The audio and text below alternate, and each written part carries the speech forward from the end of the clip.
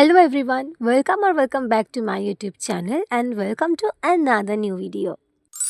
ঘড়িতে এখন সকাল ৮টা মতন বাজে আর দার্জিলিংয়ের হোটেল থেকে আমরা চেক আউট করে ইতিমধ্যেই বেরিয়ে পড়েছি। আমাদের ট্রেন আজকে এনজেপি থেকে আছে দুপুর ৩:৩০ নাগাদ। তো তার আগে আমরা যাব মিরিকে, কারণ ওখানে কোনো সাইট সিন আমাদের এখনও দেখা হয়নি। তো সেগুলো দেখে তারপর আমরা যাব স্টেশনে। আর সত্যি বলতে ভীষণ মন খারাপ লাগছে, মানে এই কদিন না যেন একদম স্বপ্নের মতন সুন্দর ছিল। ভীষণ মজা করেছি আমরা সবাই। আর একটু তো মন খারাপ হচ্ছেই। আর দার্জিলিং জানি না কেন আমার একটু বেশি ভালো লেগেছে, মানে গ্যাংটক আর সিকিমের থেকে। দার্জিলিংয়ে আমরা যে হোটেলটায় ছিলাম সেই হোটেলটার রাস্তাটা বড্ড বেশি সরু, মানে গাড়ি ঢুকলে তারপরে ব্যাক করে বেরোতে অনেকটা প্রবলেম হবে। তো সেজন্য আমাদের ড্রাইভার বলেছিল একদম সকাল ৮টার মধ্যে ম্যালোডের সামনে চলে আসতে, এখান থেকে আমাদের পিক করবে। কিন্তু আমরা অন টাইম থাকার পরেও আমাদের ড্রাইভার বেশ অনেকটা সময় লেট করেছিল, মানে প্রায় আধ ঘন্টা ৪৫ মিনিট আমরা ওয়েট করেছিলাম। তো তারপরে আমরা ভাবলাম যে একটু চা খেয়ে নিই, কারণ আমরা কেউ কিছু খেয়ে বেরোইনি, অত সকালে ব্রেকফাস্ট করতে কারোরই কিছু ভালো লাগছিল না। তো আমরা এখান থেকেই চাটা খেয়ে নিলাম। আর এগুলো হচ্ছে আমাদের লাগেজ, মানে আমরা যা লাগেজ নিয়ে এসেছিলাম তার প্রায় দ্বিগুণ আমরা নিয়ে ফেরত যাচ্ছি। রীতিমতন এত বেশি লাগেজ হয়ে গেছে, মানে প্রত্যেকের হাতে একটা করে ট্রলি, কাঁধে ২-৩টে করে bag, side bag, school bag, সব কিছু ভর্তি লাগেজ। তো যাই হোক, আমরা এখানে বেশিক্ষণ ওয়েট করতে হয়নি। তারপর ড্রাইভার চলে আসার পরে আমরা বেরোলাম। আর আমাদের আজকের ফার্স্ট ডেস্টিনেশন ছিল দার্জিলিংয়ের এই পাইন ফরেস্টটা, যেখানে দেখার মতন সেরকম কিছুই নেই, কিন্তু ওভারঅল জায়গাটাও মোটামুটি ঠিকঠাক ছবি তোলার জন্য, এমনিতে খুব একটা খারাপ নয়। তো ওখানে আমরা খুব বেশিক্ষণ থাকিনি, ওই ৫-৭ মিনিট মতনই ছিলাম। তারপর ওখান থেকে বেরিয়ে আমরা চলে এলাম এই জায়গাটায়। এখানে আমাদের আসতে বেশ অনেকক্ষণই সময় লেগেছিল দার্জিলিং থেকে। তো এটা হচ্ছে সীমানা ভিউ পয়েন্ট। এটা হচ্ছে বেসিক্যালি ইন্ডিয়া আর নেপালের বর্ডার, মানে ওই পারে যে জায়গাটা দেখা যাচ্ছে পুরো এরিয়াটা, ওটা হচ্ছে পুরোটাই নেপাল। আর এখান থেকে মানে দূর থেকে এতটা সুন্দর লাগছিল দেখতে, আমি জুম করে একটু চেষ্টা করেছি কোনোভাবে ভিউটা নেওয়ার, কিন্তু প্রমিনেন্ট আসেনি। তবে বেশ ভালো লাগছিল, মানে জায়গাটা খুবই সুন্দর।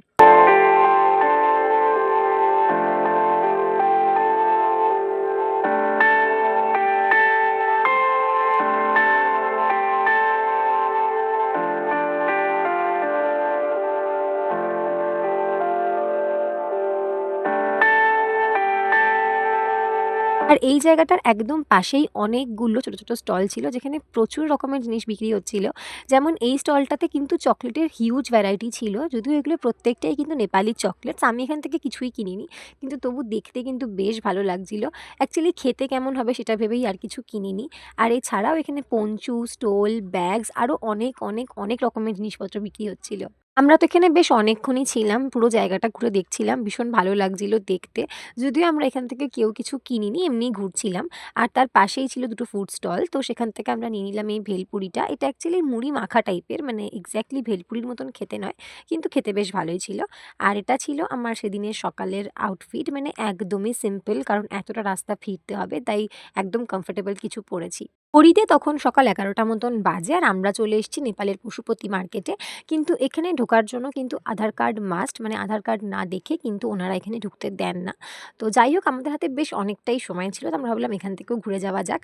তো এটা হচ্ছে নেপালের পশুপতি মার্কেট। এটা একদম নেপাল বর্ডার থেকে ওই কিছুক্ষণেরই ডিস্টেন্সে পড়ে। জায়গাটা না ভীষণই সুন্দর, আর তার থেকেও যেটা বড় কথা, এই মার্কেট এরিয়াটা বিশাল বড়। মানে অতটা সময় ছিল না যে আমরা পুরোটা ঘুরে দেখব, তাই খুবই কম সময়ে আমরা ঘুরে দেখতে পেরেছি। কিন্তু আমাদের তো বিশাল ভালো লেগেছে।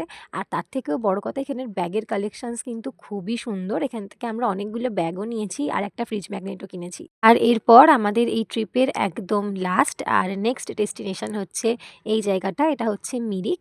আমরা যে সময় গেছি তার ঠিক কিছুদিন আগে পর্যন্ত কিন্তু এই জায়গাটার অবস্থা খুবই খারাপ ছিল। আর ঠিক কতটা খারাপ ছিল সেটা সারা রাস্তায় আস্তে আমরা বুঝতে পেরেছি রাস্তার অবস্থা দেখে। আর আমরা যখন গেছি তখনও যে খুব স্বাভাবিক তেমনটা নয়, তবে আগের থেকে অনেকটাই ভালো। তো এটা হচ্ছে দার্জিলিংয়ের মিরিক লেক। আর দার্জিলিংয়ের বাকি জায়গাগুলোর মতন কিন্তু এই জায়গাটাও অসম্ভব সুন্দর। যদিও আমাদের হাতে সময় খুবই কম ছিল, তাই মাত্র ১০ মিনিটেই আমাদের পুরো জায়গাটা ঘুরে দেখতে হয়েছে। একদমই কিছু দেখতে পারিনি সেরকমভাবে, তবে যেটুকু সময় আমরা দেখতে পেরেছি তাতে আমাদের প্রত্যেকের কিন্তু ভীষণ ভালো লেগেছে। এরপর ওখান থেকে বেরিয়ে আমরা ধরলাম ফেরার পথ, কারণ আমাদের এবার স্টেশনে আসতে হবে, আমাদের ট্রেনের টাইম হয়ে যাচ্ছিল। তো যাই হোক, আমাদের এই ১০টা দিন না অসম্ভব ভালো কেটেছে, মানে এই পুরো সিকিম আর দার্জিলিং ট্রিপটা একদম স্বপ্নের মতন সুন্দর ছিল। খুব সত্যি বলতে আজকে হয়তো আমাদের সবারই একটু মন খারাপ ঠিকই, কিন্তু তার সাথে আমরা এটাও জানি যে আমরা আজকে সাথে করে মন ভালো করা এমন একগুচ্ছ স্মৃতি নিয়ে যাচ্ছি, যেগুলো আমাদের সারা জীবন মনে থাকবে। তো এই ট্রিপের ভিডিওগুলো এখানেই শেষ হচ্ছে। তো আবার দেখা হবে নতুন বছরের নতুন কোনো ভিডিওর সাথে।